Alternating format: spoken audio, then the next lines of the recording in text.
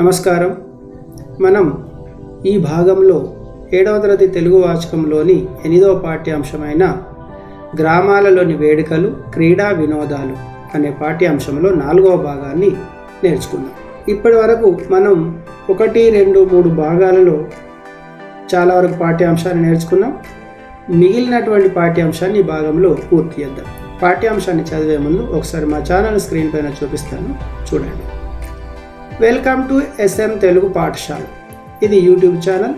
మీరు యూట్యూబ్లో కనుక SM తెలుగు పాఠశాల అనే పేరుతో సెర్చ్ చేసినట్లయితే మేము అప్లోడ్ చేసినటువంటి వీడియోలన్నీ కూడా మీకు అందులో కనిపిస్తాయి. మీకు అవసరం ఉన్నటువంటి వీడియోలు చూడవచ్చు. తర్వాత చూడండి. 7వ తరగతి 8వ పాఠం గ్రామాలలోని వేడుకలు, క్రీడా వినోదాలు, 4వ భాగం. ఈ భాగంలో పూర్తి పాఠ్యాంశాన్ని చదువుకుందాం. తర్వాత చూడండి. గ్రామాలలోని వేడుకలు, క్రీడా వినోదాలు. 1కి 2 సార్లు, 1 కంటే ఎక్కువ సార్లు మీకు ఈ పాఠ్యాంశం యొక్క పేరు చూపిస్తున్నాను, ఎందుకంటే మీరు మర్చిపోకుండా ఉండడం కోసం. తర్వాత చూడండి, ఇంకోసారి కనిపిస్తుందేమో. కనిపించింది. 8వ పాఠ్యాంశం గ్రామాలలోని వేడుకలు, క్రీడా వినోదాలు. ఇది రాసింది దేవులపల్లి రామానుజరావు గారు.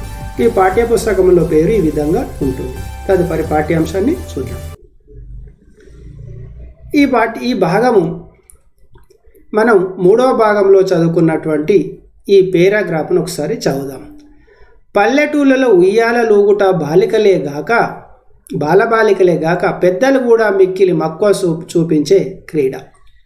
ఏదో విధమైన ఉయ్యాలను మనం అనేక గృహాల్లో చూడవచ్చు. ఈ మధ్య ఇతర క్రీడల వలనే సన్నగిల్లిపోతున్నప్పటికీ గుర్రపు స్వారీ మన గ్రామాల్లో బాగా అభిమానించిన క్రీడ.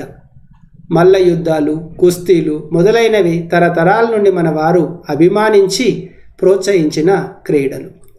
తెలుగుదేశంలోని జమీందారులు ఇందులో ప్రవీణులైన వారిని తమ ఆస్థానంలోకి చేరదీసి వారిని పోషించిరి. దసరా పండుగ సందర్భాలలో ప్రజల సమక్షాన ఈ మల్లయుద్ధ ప్రదర్శనలు, కుస్తీలు జరిపించి వారికి బహూకరించే ఆచారము ఇటీవలి వరకు మన పల్లెటూళ్ళలో ఉండేది. కత్తిసాము, కట్టెసాములలో ప్రవీణులైన వారిని మన పల్లెటూళ్ళలో చూడవచ్చును. ఈ పేర మనం 3వ భాగంలోనే చదువుకున్నాం. మనం పాఠ్యాంశం ఎక్కడి వరకు చదువుకున్నాం అనే విషయాన్ని మీరు గుర్తించడం కోసం ఇది మరొకసారి చూపించాను. ఇప్పుడు ఈరోజు చదివే పాఠాన్ని చూద్దాం. 3వ భాగం అంటే పాఠ్యపుస్తకంలో ఉన్నటువంటి 3వ భాగం. మనం ఈరోజు చూస్తున్నటువంటిది ఈ వీడియో 4వ భాగం. బాగా గుర్తుంచుకోండి. ఇక చూద్దాం. ఇంకా కొన్ని క్రీడా వినోదాలు ఏంటి కూడా మనకి ఇవ్వడం జరిగింది, వాటిని కూడా చూద్దాం. కొన్ని వేడుకలు, వినోదాలు, క్రీడలు ప్రత్యేకమైన సందర్భాల్లో జరుగుతుంటాయి. ఇందులో కొన్ని ఏం చెప్తున్నాడు? కొన్ని వేడుకలు, క్రీడా వినోదాలు, క్రీడలు ప్రత్యేకమైన సందర్భాల్లోనే జరుగుతాయట. అంటే కొన్ని సందర్భాల్లో ఆడుకునేటువంటి ఆటలు. ఉదాహరణకు చూద్దాం. దసరా పండుగకు ముందు 9 దినాలు బాణాసంచాలను కాల్చడం, జనప కట్టలను కాల్చడం ఈ తరగతికి చెందిన వినోదం. ఎప్పుడు? దసరా పండుగకు ముందు 9 రోజులు ఏం చేస్తారట? బాణాసంచా అంటే ఈ టపాసులు కాల్చడం, తర్వాత జనప కట్టలను కాల్చడం అనేది ఈ ప్రత్యేకమైన సందర్భాల్లో చేసేటువంటి వినోద క్రీడ అని చెప్తున్నాడు. పిల్లలు చూడండి, ఇక్కడ పిల్లలు ఈ 9 రోజులు ప్రతిరోజు ఈ వేడుకను జరుపుకుంటూ ఆనందిస్తారు. ప్రత్యేకంగా పిల్లలు. హోలీ పండుగ సందర్భంలో ఒకరి మీద మరొకరు రంగులు చల్లుకోవడం కూడా ఇటువంటి వేడుకలే. ఈ హోలీ పండుగ అనేది సంవత్సరానికి ఒకటేసారి ఆడుకుంటారు. ఏదో మనకు ఆడుకోవాలనిపించినప్పుడు ఆడుకునే ఆట కాదు హోలీ పండుగ. హోలీ పండుగ వచ్చినప్పుడు రంగులు ఎలా చల్లుకుంటారో మీకు ప్రత్యేకంగా చెప్పాల్సిన అవసరం లేదు. ఎందుకంటే మీరు కూడా రంగులు చల్లుకుంటారు. ఒళ్ళంతా బట్టలంతా రంగులు ఊడ్చుకొని వినోదంగా గడుపుతారు, ఆనందంగా గడుపుతారు. ఇటీవల కాలంలో కొందరు ఏం చేస్తున్నారు? ఈ కోడిగుడ్లను తీసుకొని ఒకరి మీద ఒకరు వేసుకుంటున్నారు. కానీ కోడిగుడ్లను వేసుకుంటే ఎంత వాసన ఉంటుందంటే అబ్బా భరించరానటువంటి వాసన ఉంటుంది. కాబట్టి మీరు మాత్రం అలా కోడిగుడ్లతోని హోలీ మాత్రం ఆడకండి. రంగులు ఎన్నైనా చల్లుకోండి. ఆ రంగులు కూడా ఈ కెమికల్స్తో తయారైన రంగులు కాకుండా సాధారణంగా మనం ఈ రకరకాల పద్ధతుల ద్వారా, చెట్ల ఆకుల ద్వారా, దాని ద్వారా చేసినటువంటి రంగులు చల్లుకున్నట్లయితే మీకు ఏ ఇబ్బంది ఉండదు.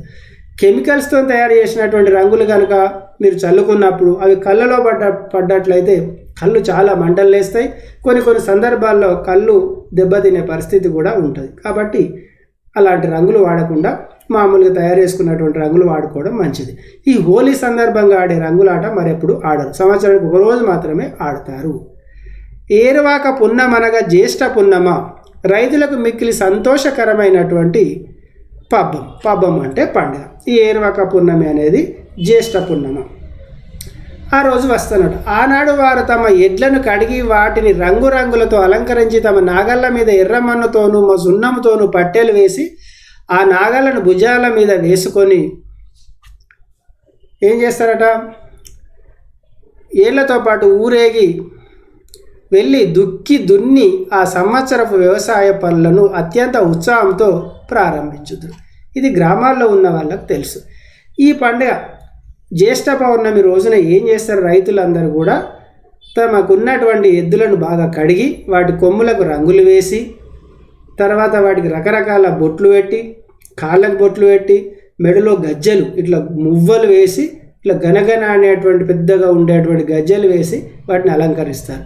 అదేవిధంగా నాగలి, దున్నేటువంటి నాగలి తెలుసు కదా, ఆ నాగలికి ఎర్రమన్ను తర్వాత సున్నం ఈ రెండింటితోని పట్టిల్లాగా డిజైన్ వేసి వాటిని తీసుకొని వెళ్ళి కొన్ని సందర్భాల్లో ఊరేగింపుగా ఎడ్లతో పాటు ఊరేగింపుగా తిరిగి వాటిని తీసుకొని వెళ్ళి దుక్కులు దున్నడం, పొలాలు చేళ్ళు దున్నడం ప్రారంభించి అప్పటి నుంచి వ్యవసాయ పనులు మొదలు పెడతారు. ఇది రైతులు చాలా ఉత్సాహంగా చేసుకునేటువంటి పండుగ. రైతులు చేసుకునేటువంటి మరొక పండుగ కూడా ఉంటుంది, అది నేను తర్వాత చెప్తాను. శ్రీరామనవమి నాడు బండ్లను కట్టుకొని ఊరేగుట పల్లెల్లో మనం గమనించు మరొక వేడుక. ఇక శ్రీరామనవమి పండుగ వచ్చిన రోజున ఏం చేస్తారు, పండుగ సందర్భంగా గ్రామాల్లో ఉన్నటువంటి రైతులు ఎద్దుల బండ్లను ఊరేగిస్తారు. ఎద్దుల బండ్లు ఏం చేస్తారు, మంచి ఎడ్ల బండిని అలంకరించి అదేవిధంగా ఎద్దులను కూడా అలంకరించి ఏం చేస్తారు, ఆ బండిలో నలుగురు కూర్చుండి ఆ గుడి చుట్టూ ఆ గ్రామంలో ఉన్నటువంటి ప్రధాన వీధుల గుండా తిరుగుతూ అక్కడ ఊర్లో ఉన్నటువంటి గుడి చుట్టూ ఆ ఎడ్ల బండ్లతోని ప్రదక్షిణలు చేస్తూ ఉంటారు. ఇది పల్లెటూరులో చాలా వరకు జరిగేటువంటి వేడుక. కానీ ఒకప్పుడు ఈనాటి కాలంలో ఆ పరిస్థితి లేదు. ఎందుకంటే ఎద్దులే లేవు, ఎద్దుల బండ్లే లేవు. ఎద్దులు ఎన్ని ఉన్నాయి, ఒకప్పుడు ఒక ఊరిలో 100 ఎద్దులు ఉంటే ఇప్పుడు 10 ఎద్దులు కూడా లేవు. అప్పుడు 50 బళ్ళు ఉంటే ఇప్పుడు 4 బళ్ళు కూడా లేవు, తిరిగే అవకాశం లేదు, అలాంటి పరిస్థితులు లేవు. ఇది కూడా గ్రామాల్లో కనుమరుగైపోయినటువంటి ఒక వినోద కార్యక్రమం అని చెప్పవచ్చు. తర్వాత సంక్రాంతికి తీర్థాలకు వెళ్ళే ఆచారం తెలంగాణ పల్లెటూళ్ళలో ప్రజలు మిక్కిలి ప్రేమపాత్రమైనటువంటి వేడుక. ఇంకేందట, సంక్రాంతి పండుగ తీర్థయాత్రలకు వెళ్ళేటువంటి. ఎందుకు వెళ్తారు చెప్పండి, సంక్రాంతి పండుగకి తీర్థయాత్రలకు? మీకు సెలవులు వస్తాయి కదా, అందరికీ పంటల కోతలు అయిపోతాయి, నాట్లేసుడు అయిపోతాయి, వాళ్ళు రైతులు గ్రామాల్లో ఉన్నటువంటి ప్రజలు చాలా విశ్రాంతిగా ఉంటారు, మీకు సెలవులు వస్తాయి. కాబట్టి ఏం చేస్తారు, ఆ కాలంలో తీర్థయాత్రలకు వెళ్ళే ఆచారం ఒకటి ఉన్నదన్నమాట. ఏమంటాడు, సంక్రాంతికి తీర్థాలకు వెళ్ళే ఆచారము తెలంగాణపు పల్లెటూళ్ళలో ప్రజలకు మిక్కిలి ప్రేమపాత్రమైన వేడుక. బండ్లను కట్టుకొని తమ కుటుంబాలతో సంక్రాంతి నుండి శివరాత్రి మధ్య జరిగే జాతరలలో వీరు పాల్గొంటారు. ఎప్పుడు సంక్రాంతి నుండి శివరాత్రి మధ్య జాతరలో వీళ్ళు ఎడ్ల బండ్లతోని ప్రయాణమై వెళ్ళి తీర్థాలు చూసుకుంటూ చేస్తూ ఉంటారు. ఇటువంటి జాతరల్లో ప్రసిద్ధమైనవి కొరవి జాతర, ఐనవోలు జాతర, మేడారం జాతర మొదలైనవి. జాతర అంటే బాగా మంది వచ్చేటువంటి ప్రత్యేక దినాల్లో ఏర్పాటు చేసినటువంటి పండుగ అన్నమాట. తెలంగాణ రాష్ట్రంలో ఇప్పుడు ఈ కాలంలో మిక్కిలి ప్రసిద్ధిగాంచినటువంటి పండుగ మేడారంలో ఉన్నటువంటి సమ్మక్క సారలమ్మ జాతర. ఆ జాతరకు మన రాష్ట్రం నుండే కాకుండా పొరుగు రాష్ట్రాల నుంచి మధ్యప్రదేశ్, ఛత్తీస్గఢ్, ఇక చాలా రాష్ట్రాలు చుట్టుపక్కల ఉన్నటువంటి రాష్ట్రాల నుండి చాలా రాష్ట్రాల నుంచి ప్రజలు వస్తారు. దాదాపు మేడారం జాతరకు 2 నుంచి 3 కోట్ల మంది ప్రజలు వస్తారట. అంటే ఎంత జరుగుతుందో చూడండి. తెలంగాణ రాష్ట్రంలో ఉన్నటువంటి 50% జనాల కంటే ఎక్కువ మంది ఆ జాతరలో కనిపిస్తుంటారు. అంత అద్భుతంగా జరిగేటువంటి జాతర. అవే కాకుండా ఇంకా కొన్ని కొరవి జాతర, ఐనవోలు జాతర, ఇంకా తెలంగాణ రాష్ట్రంలో ఉన్నటువంటి మరొక జాతర, ప్రత్యేకమైనటువంటి జాతర ప్రదేశం ఏంటంటే నాకు తెలిసింది ఒకటి వేములవాడ. సిరిసిల్ల జిల్లాలో ఉన్నటువంటి వేములవాడ జాతరకు కూడా శివరాత్రి పండుగ సందర్భంగా ప్రజలు విపరీతంగా వస్తారు, చాలామంది వస్తారు. రకరకాలైనటువంటి వినోద కార్యక్రమాలు ఉంటాయి, చాలా అద్భుతంగా ఉంటుంది.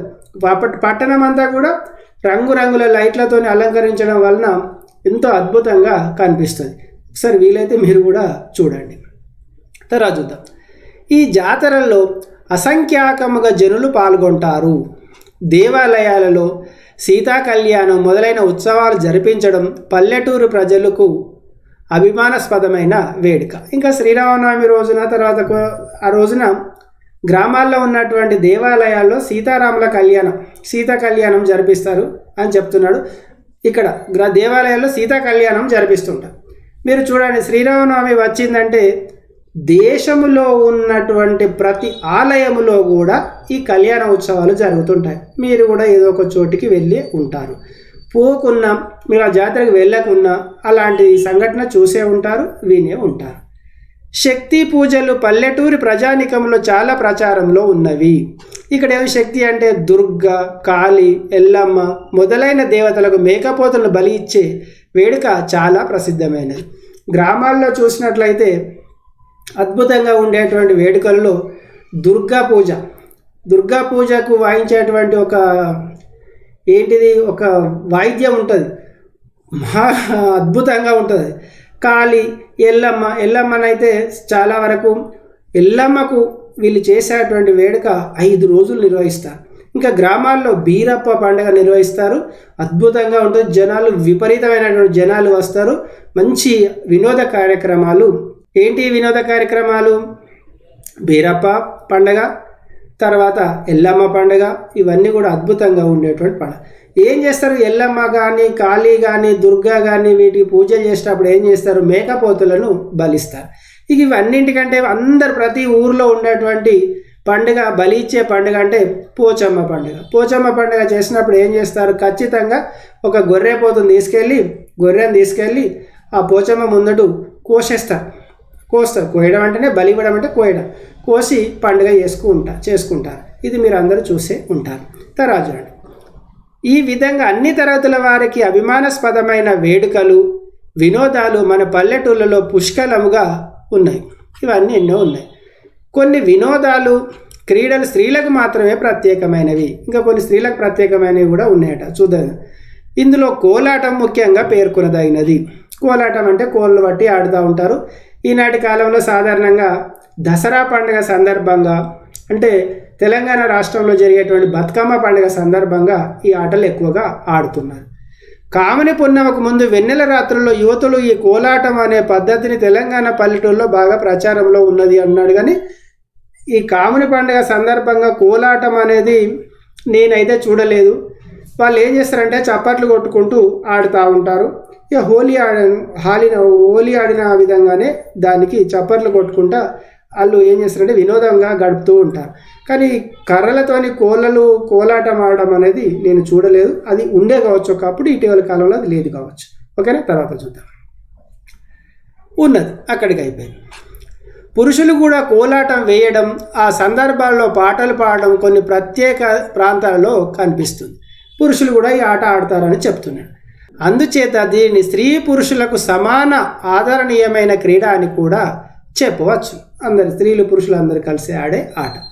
అంటే ఎవరికి వాళ్ళే ఆడుకుంటారు, కానీ వాళ్ళు స్త్రీలు ఆడతారు, పురుషులు కూడా ఆడుకునే ఆట అన్నమాట. ప్రత్యేకంగా బాలికలు అభిమానించే ఆట చెమ్మ చెక్క ఆట.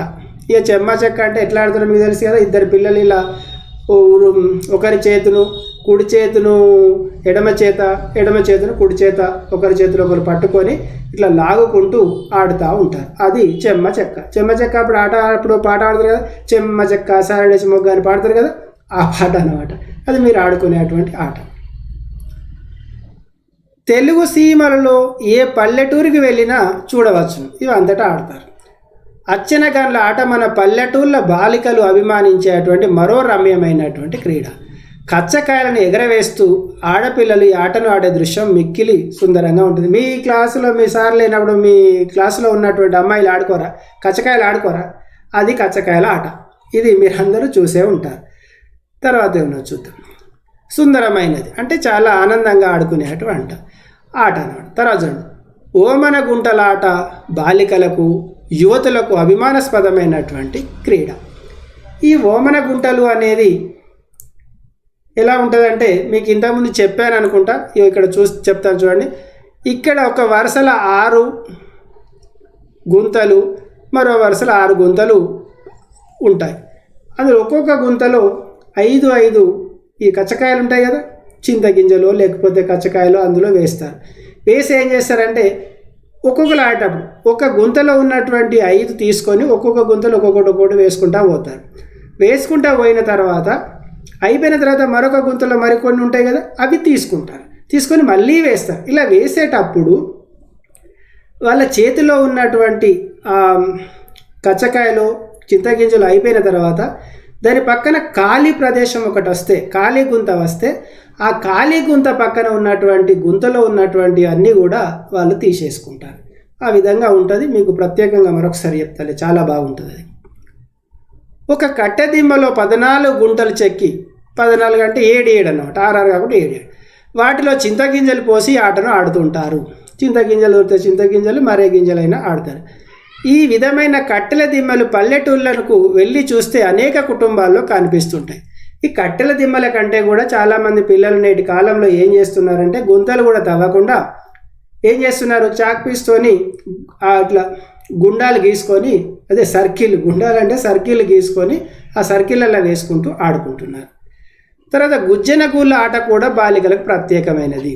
రుక్మిణీదేవి చిన్నప్పుడు ఈ ఆటను ఆడినట్లు భాగవతంలో పోతన గారు తెలిపినారు. గుజ్జనగూళ్ళు బొమ్మరిల్లో కూర్చుండి బాలికలు గురుగులలో రకరకాల వంటలు వండి వడ్డించినట్లుగా వినోదించే ఈ ఆట ఆడపిల్లలకు మిక్కిలి ప్రియమైనది.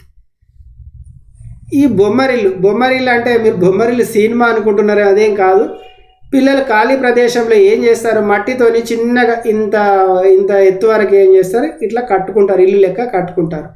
అందులో చాలా రకాలు, వంట గది అని, స్నానాల గది అని, తినే గది అని, పడుకునే గది అని అన్నీ చిన్నగా ఒక స్క్వేర్లో రెక్టాంగిల్స్ ఏర్పాటు చేసి అందులో కూర్చుని ఏం చేస్తారు, పొయ్యిలు పెడతారు. పొయ్యిలు పెట్టి ఏం చేస్తారు, పొయ్యి అంటే తెలుసు కదా, పొయ్యిలు పెట్టి ఏం చేస్తారంటే చిన్న గురుగులు అంటే చిన్న కుండలలో వంట వండుతారు అంటే నేను చూసినప్పుడు నిజంగా వండలేడు. అందులో నీళ్లు పోసి బియ్యం వేస్తారు, ఇంకొక దాంట్లో నీళ్లు పోసి పప్పులు వేస్తారు.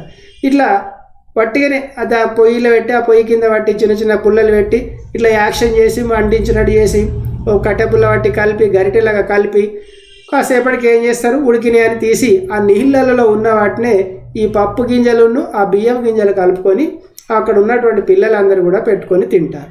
ఇది వినోదం కోసం ఆడుకునేటువంటి ఆట. నిజంగా వాళ్ళ వంట చేసినప్పుడు అయితే నేను చూడలేదు, కానీ అలా చేయడం అనేది పల్లెటూళ్ళలో చాలామంది పిల్లలు ఆడుకునే ఆట. ఈ కాలంలో పల్లెటూళ్ళలో ఈ ఆటలు కూడా కనిపించడం లేదు. తర్వాత చూడండి, గీరణ గింజల ఆట బాలికలు అభిమానించే మరొక క్రీడా విశేషం. ముగ్గులు వేయడం పల్లెటూరి బాలికలకు యువతులకు మిక్కిలి ఆహ్లాదకరమైనటువంటి వేడుక. ఈ గీరణ గింజలు అనే ఆట నేను చూడలేదు. అదేవిధంగా ముగ్గులు వేయడం అంటే మీరు చూస్తూనే ఉన్నారు. ఈ ముగ్గులు ఎప్పుడు వేస్తారు, మీరు ఎప్పుడు చూసుంటారు, మీ పాఠశాలలో 26 జనవరి కానీ 15 ఆగస్టు కానీ వచ్చినప్పుడు పోటీలు పెడతారు, రంగోలీ పోటీలు పెడతారు. ఆ రంగోలీ పోటీలు పెట్టినప్పుడు అందులో చాలామంది బాలికలు రకరకాలైనటువంటి ముగ్గులు వేస్తారు. అంతేకాకుండా ఇంకా సంక్రాంతి పండుగ సందర్భంగా, సంక్రాంతి పండుగకు ఒక 10 రోజుల ముందు నుంచే ప్రతి ఇంటి ముందు ఆడపిల్లలు, ఆ ఇంట్లో ఉన్నటువంటి యువతులు, మీ అమ్మలు కావచ్చు, మీ అక్కలు కావచ్చు, ఎవరైనా మీ వదినలు కావచ్చు, మీ అత్తమ్మలు కావచ్చు, ఎవరైనా చాలామంది కూడా ముగ్గులు వేస్తూ ఉంటారు. మీ ఇంట్లో ముందు మీరు గమనించే ఉంటారు. ఆ ముగ్గులు వేయడంలో వాళ్ళకి ఎంత నైపుణ్యం ఉందో చూడండి. చుక్కలు పెట్టి వేస్తారు, కొందరు చుక్కలు పెట్టకుండా హంసలు వేస్తారు, నెమళ్ళు వేస్తారు, చిలుకలు వేస్తారు. ఇవన్నీ రకరకాలైనటువంటి బొమ్మలు వేస్తారు. చుక్కలతోని అలాంటి బొమ్మలు వేస్తారు, చుక్కలు లేకుండా కూడా అలాంటి బొమ్మలు వేసి ఇంటి ముందు ఆకర్షణీయమైనటువంటి ఆ డిజైన్లు వేసి వాటిని రంగులతో నింపి చాలా ఆకర్షణీయంగా చేస్తుంటారు. ఈ ముగ్గులు వేయడం అనేది ఆడపిల్లలకు, ఆడవాళ్ళందరికీ చాలా ఇష్టమైనటువంటి, అభిమానకరమైనటువంటి ఈ కళ. అంతేందుకు మీ క్లాసులో ఉన్నటువంటి ఆడపిల్లల్ని గమనించండి. క్లాసులో సార్ లేనప్పుడు ఏం చేస్తారు, చుక్కలు పెడతారు, ముగ్గులు గీస్తూ ఉంటారు. వాళ్ళ నోట్బుక్స్ చూసినట్లయితే ప్రతి బుక్లో కూడా ఒకటో రెండో ముగ్గులు కనిపిస్తూ ఉంటాయి. వాళ్ళకి ఎక్కడైనా కనిపించిందంటే, ఏదైనా డిజైన్ కనిపించిందంటే దాన్ని ప్రయత్నం చేస్తూ ఉంటారు, వేయడానికి ప్రయత్నం చేస్తూ ఉంటారు. అంటే పిల్లలకు అభిమానమైనటువంటి క్రీడ. వాళ్ళు తప్పు చేస్తున్నారని నేను అనడం లేదు. పిల్లలు సాధారణంగా వాళ్ళకి ఇష్టంగా చేసేటువంటి పనులు ఈ ముగ్గులు వేయడం అనేది కూడా ఒకటి. రకరకాల ముగ్గులు వేయడంలో నైపుణ్యం ప్రదర్శించే స్త్రీలు మన పల్లెటూళ్ళ అందు పుష్కలంగా కనిపిస్తుంటారు. ఏ ఇంట్లో చూసినా రకరకాల ముగ్గులు వేసే నైపుణ్యం ఉన్న వాళ్ళు ఉంటారు. ముగ్గులు వేయరాని స్త్రీలు అనే వాళ్ళు ఎవరు లేరు. సంక్రాంతి పండుగ సందర్భంగా చూస్తే ప్రతి ఇంటి ముందు ఏదో ఒక రకమైనటువంటి ముగ్గు ఉంటుంది.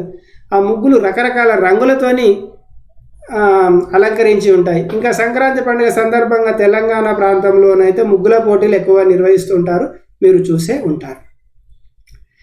ఈ ముగ్గులు తెలుగు పడతుల సౌందర్య రక్తికి, కళాభిరుచికి మేలి ఉదాహరణలు. ఇవన్నీ తెలుగు పడతుల యొక్క, తెలుగు దేశంలో ఉన్నటువంటి తెలంగాణ, ఆంధ్రప్రదేశ్ 2 రాష్ట్రాల్లోనూ ఉన్నారు. ఇవి ఏంటి అంటే వాళ్ళకు చాలా ఇష్టమైనటువంటి, వాళ్ళ సౌందర్య రక్తి గల, సౌందర్యం అంటే అందాన్ని ఏ విధంగా అలంకరించాలనే నైపుణ్యానికి, కళాభిరుచికి, వాళ్ళలో ఉన్నటువంటి కళా నైపుణ్యానికి మేలి ఉదాహరణలు, అంటే చక్కని ఉదాహరణలు, మంచి ఉదాహరణలు అని చెప్తున్నాడు.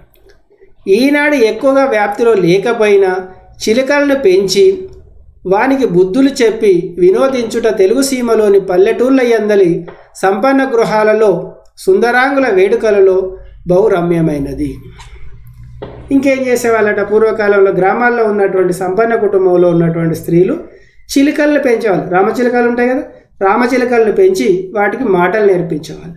మాటలు నేర్పించి అలా వినోదించే వాళ్ళు కూడా ఉండేవాళ్ళు. ఇది చాలా అద్భుతంగా, మనం చెప్పిన మాట చిలుక అంటుందంటే మనకు సంతోషం కలుగుతుంది. కాబట్టి ఇది కూడా అది. ఆ చిలుకలు వేనే వాడి స్థానంలో ఈ ఎక్కువ మంది సంపన్న కుటుంబాల్లో ఉన్నటువంటి మరొకటి ఏంటిదంటే కుక్కలను పెంచడం. ఆ కుక్కల్ని వేస్తున్నారు, వాటికి రోజు స్నానం పోస్తున్నారు, షాంపులు పెట్టి స్నానం పోయడం, దానికి ఇంజక్షన్లు వేయించడం, దువ్వెలు వాటి దూయడం, బాగా బూరు పెరిగితే దాన్ని కడియించడం, దానికి రకరకాల తినుబండారాలు పెట్టడం, దాంతో ఆడుకోవడం అనేది చేస్తూ ఉంటారు.